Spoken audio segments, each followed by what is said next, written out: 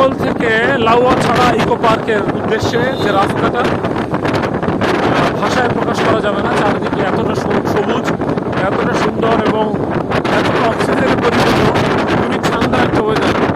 এতটা চারিদিকে যখন গরম তখন এই রাস্তায় একদম কুল শীতল অনুভূতি, চারদিকে সবুজময় এবং পাহাড়ও আছে সাইডে।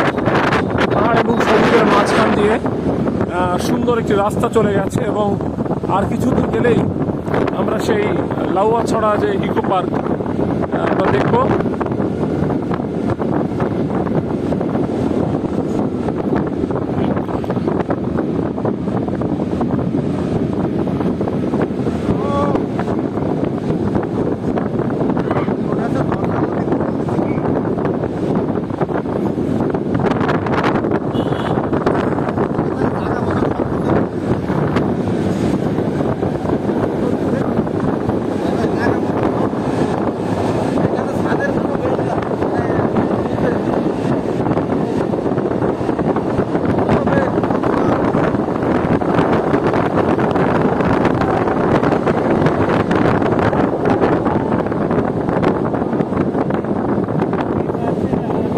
সুন্দর পার্ক এবং পাকা সরু রাস্তা চলে গেছে বহুদূর, উঁচু নিচু, দুই পাশে পাহাড় এবং গাছের সারি।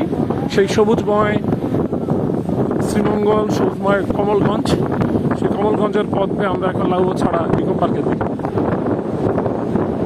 আমাদের সাথে রয়েছে জনাব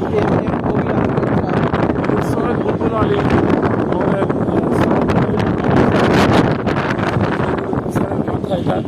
এবং স্যার নিজেই এবং আমাদের নজরুল ইসলাম স্যার। আমরা চলে এসেছি লাউয়াছড়া ইকো পার্কে।